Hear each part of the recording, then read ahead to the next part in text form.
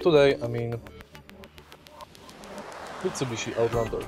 In this video I'll show you how to change units on the instrument cluster. To change units on instrument cluster, take a look at it and navigate through instrument cluster via this button. Find setting menu and press and hold this button.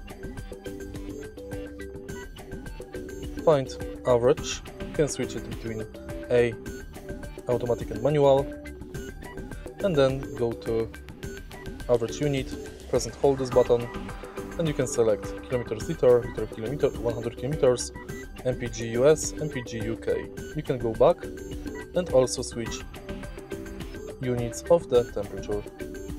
Again, press and hold this button to switch it.